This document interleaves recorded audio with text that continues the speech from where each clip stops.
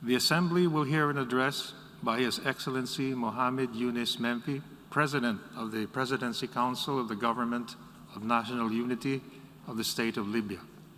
I request protocol to escort His Excellency.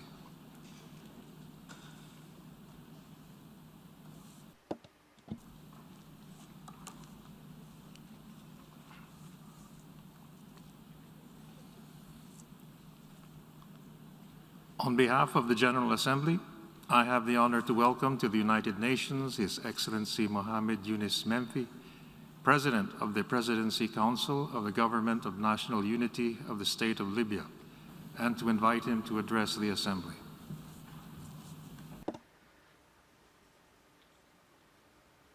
Mr. President, Your Excellencies, ladies and gentlemen, at the outset, it gives me pleasure, on behalf of the Libyan people, to congratulate you on your election as the President of the 76th session of the General Assembly of the United Nations. I wish you all success in your mandate and assure you of my country's readiness to cooperate with you to achieve the objectives of this session. I would also like to thank your predecessor for his efforts as the President of the 75th session. I would also like to commend the efforts of the Secretary General to achieve the purposes and goals of the United Nations. This session is convened in difficult times brought about by the COVID-19 pandemic and its dragging human losses and economic hardships. It is therefore incumbent upon all of us to reaffirm the calls of the United Nations and the WHO. That is, the only way to address the pandemic is through solidarity, international cooperation, and coordinated efforts. We reiterate the Secretary General's call for the global ceasefire and halt of armed conflict and providing resources to address the pandemic. Mr. President, in my address before you today, I will focus on the developments in Libya and the related challenges and concerns, particularly with the approaching date of elections in December. Libya is at a critical juncture, a fate-defining moment. We either succeed in the democratic transition by means of fair, free, transparent elections, the results of which are acceptable to all, then move towards sustained stability and prosperity, or we fail and relapse into division and armed conflict. Against this backdrop and the related concerns, the need for meaningful guarantees to achieve the success aspired by all Libyans to establish a civil democratic state becomes more evident. Despite the achievements made in holding the ceasefire by disabling any attempt to undermine it and resolving any disagreement among the parties, and despite working with the Joint Military Committee to open the road linking eastern Libya with the western side, the issue of taking the foreign mercenaries and forces out of the country remains a real challenge. In this regard, we call on the international community to shoulder its responsibility in supporting the current endeavors to address it, with a view to securing the conducive environment for safe, free, fair, and transparent elections. Mr. President, since assuming office, we have been working on many significant issues and making considerable strides to ensure the full implementation of agreed commitments, particularly the roadmap, which is a product of the political dialogue, the outcomes of Berlin Track and the relevant Security Council resolutions. We, however, are faced with serious challenges and quick-paced developments, which compel us, out of responsibility, to think of more realistic and practical options to avoid an impasse in the political process, which could in turn undermine the looming elections and bring us back to square one. In light of the above, from this rostrum, I announce a call that includes a number of elements and steps that has as its aim maintaining the political process and sparing the country further complex crises. Our call focuses on the meeting of the stakeholders represented by leaders of relevant political and military institutions to facilitate reaching an agreement on effective guarantees to maintain the political process and conducting safe, transparent, fair elections with results acceptable to all. Working on this track requires, in the first place, a spirit of compromise from all, a spirit of responsibility, and placing the interest of the state above all. Mr. President, over the past years, Libya has received several international initiatives and proposals in an attempt to resolve the crisis. None had enjoyed the necessary conditions for success. So, to restore the sense of initiative and to ensure this initiative is Libyan-owned and Libyan-led, Libya will host an international conference in October to launch Support Libya's Stability Initiative.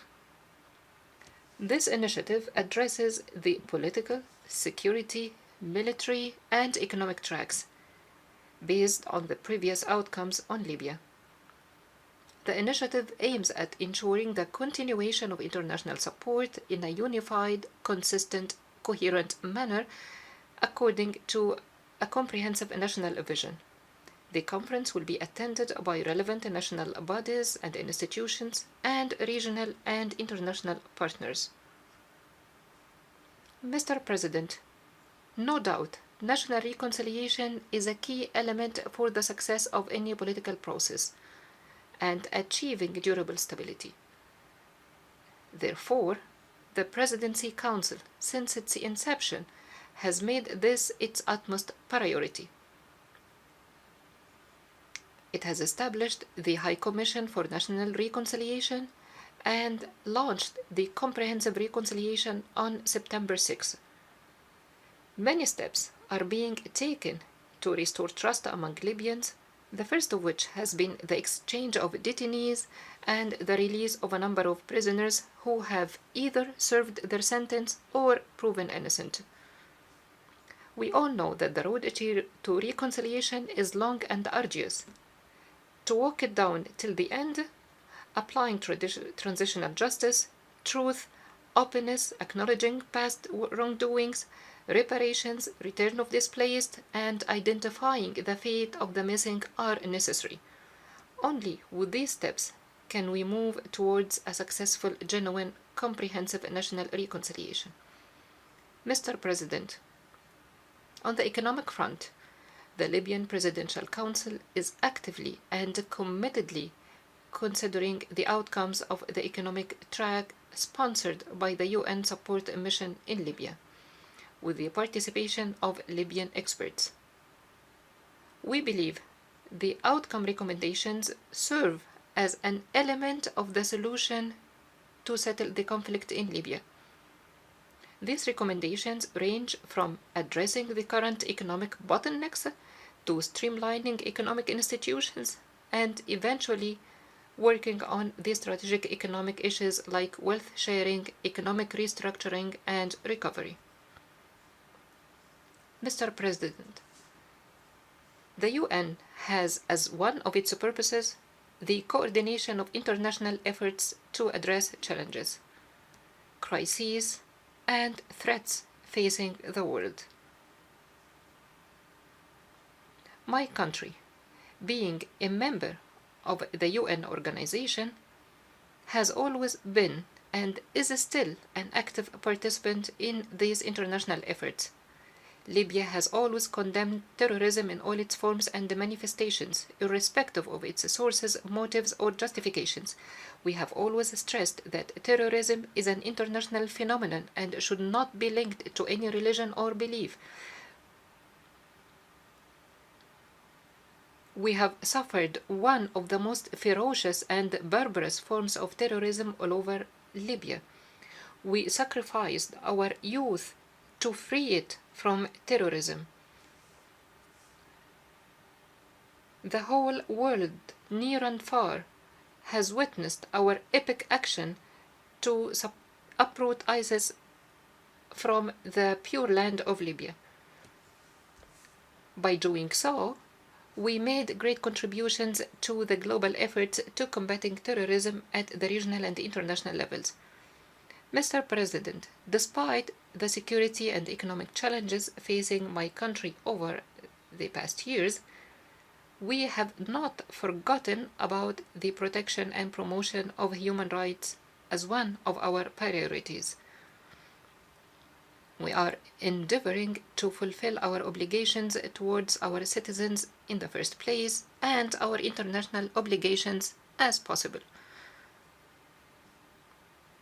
Libya is an active member in the Human Rights Council, and we are looking forward to increasing our cooperation with the Office of the High Commissioner for Human Rights in Libya and benefiting from the technical and advisory support programs provided by the Commission. Mr. President, migration has always been a great challenge to the international community. Some specific countries have been directly affected, Libya included, and are still grappling with its implications and the influx of illegal migrants through the country. This has not come without security, economic, and social problems. My country has carried a heavy burden and thus deserves support from the international community. We believe this phenomenon could be tackled only by concerted efforts. Countries of transit should not carry the burden alone.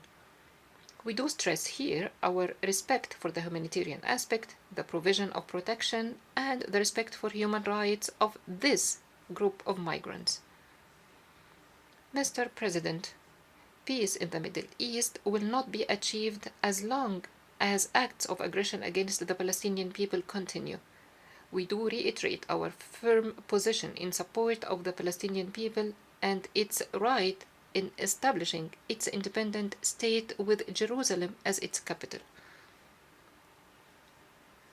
Libya will remain a staunch supporter of the Palestinian cause and the struggle of the Palestinian people to attain their aspired goal of establishing an independent state. Mr. President, Libya is one of the most ancient names in history. More than 10,000 years ago, it has been home for the Phoenician, Greek, Roman, Byzantine, and Islamic civilizations. It contributed to human thought. It is the country of silent treasures and fraternal races, Arabs, Berbers, Tuareg, and Tubu. Such a marvelous mosaic, which left its print on the stones of the mountains of Akakos and Al-Uwainat, and on the Mediterranean coast in Kurine and Elliptis Magna, and in our charming oasis of Gurma and Gad in the middle of the desert. In conclusion, to you, the Libyan people, you go down in history as a people who combated, struggled, and fought occupation and colonization. You have proved your ability to surmount challenges and survive crises. You are a people of a strong will, of resolve and determination. We are confident that with you, we will emerge out of this plight stronger and more resilient. With its people, Libya will remain one, united, proud, free, and dignified. And thank you, Mr. President. On behalf of the General Assembly, I wish to thank the President of the Presidency Council of the Government of National Unity of the State of Libya for the statement just made, and I request protocol to escort His Excellency. I now give the floor to the distinguished representative of Monaco to introduce the statement from the head of state.